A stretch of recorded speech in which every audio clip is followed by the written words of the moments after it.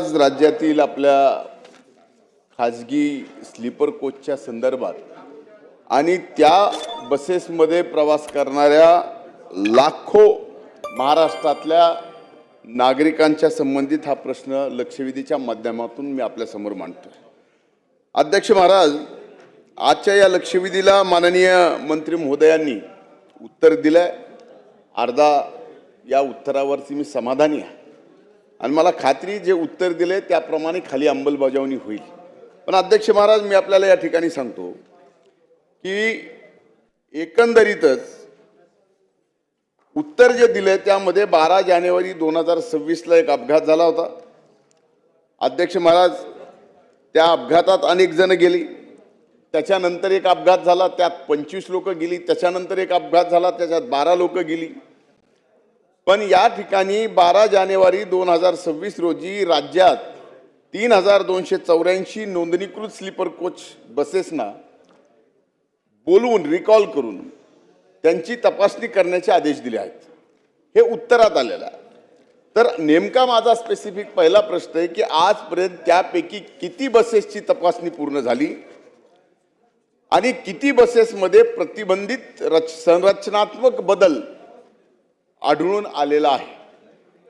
मुद्दा क्रमांक 2 म्हणजे प्रश्न क्रमांक 2 आहे माझा। अवैध प्रवासी वाहतूक करणाऱ्या 15,875 वाहनावर कारवाई करून 10,74,00,000 रुपये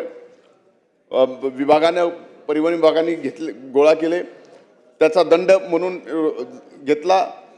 मात्र केवळ दंड करून अध्यक्ष महाराज हे प्रकार थांबत नसल्याने अशा वाहनांना परवाना परमिट काही कायम स्वरूपाच्या ठिकाणी रद्द करण्याची गरज आहे। आणि तिसरा स्पेसिफिक प्रश्न आहे की स्लीपर कोचसाठी AIS 119 fire detection separation system त्या ठिकाणी लावावी लागते। हे अनिवार्य आहे। पण 2 जानेवारी 2026 रोजीच्या घटनेत बस पूर्णतः जळून खाक झाली। या यंत्रणेचा गुणवत्तेबाबत आणि तांत्रिक सक्षमतेबाबत शासन स्वतंत्र ऑडिट करणार आहे का? ही वस्तुस्थिती आहे की असे अपघात फार मोठ्या प्रमाणात ह्या महामार्गावर व्हायला लागलेले आहेत आणि त्यासाठी परिवहन विभागाच्या माध्यमातून विविध उपाययोजना सुद्धा आखल्या जात आहेत।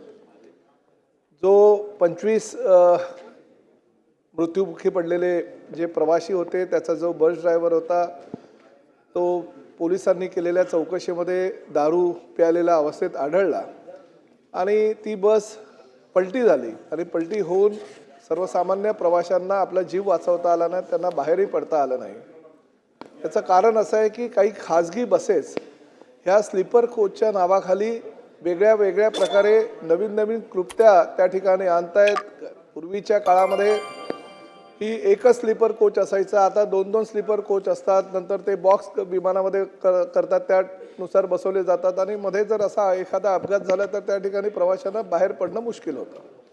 परदेशामध्ये स्लीपर कोच हे बंदी आणलेली आहे, परंतु आपल्या देशामध्ये मात्र केंद्र सरकारच्या नियमावलीनुसार आपलं परिवहन सेवा चालत असल्याकारणानं स्लीपर कोचला बंदी आणलेली नाही। जरी महाराष्ट्रानं जरी बंदी करायचा हा विचार स्लीपर कोचच्या बाबतीत केला तरी दुसऱ्या राज्यामध्ये स्लीपर कोच जर रजिस्ट्रेशन त्याचं झालं तर त्या स्लीपर कोच आपल्या राज्यामध्ये येऊ शकतात आणि त्यामुळे असे अपघात वारंवार घडू नये यासाठी राज्याच्या परिवहन विभागानं वेगवेगळ्या उपाययोजना केलेल्या आहेत। अनेक चेकपोस्ट निर्माण केलेल्या आहेत, त्या ठिकाणी आपले अधिकारी असतात आणि निश्चितपणे जेवढं काही उपाययोजना करता येईल तेवढी उपाययोजना आपण ह्या अपघातानंतर केल्यामुळे अपघातांचं प्रमाण कमी झालं आहे आणि गेल्या वर्षभराचा जर आपण आलेख बघितला तर किंबहुना इतर राज्यांपेक्षा महाराष्ट्रामध्ये अपघातांचं प्रमाण हे 1% कमी झालेलं आहे। परंतु 1% जरी प्रमाण हे कमी झालं असेल तरी ते मी असं म्हणत नाही की फार मोठी काहीतरी गोष्ट आपल्या परिवहन विभागाने केलेली आहे। ते प्रमाण 0 कसं होईल किंवा किंबहुना त्यापेक्षा अजून कमी कसं होईल यासाठी आम्ही प्रयत्न करतोय।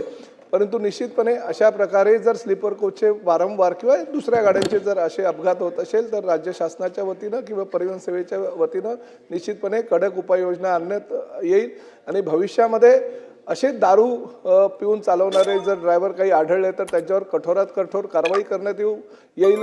तुम्ही मध्यंतरी सांगितलं की काही अशा बसेस आहेत की त्यांची आयुर्मर्यादा संपल्यानंतर सुद्धा त्या बसेस रस्त्यावर येतात आणि त्या अशा बसेसचे अपघात होतात.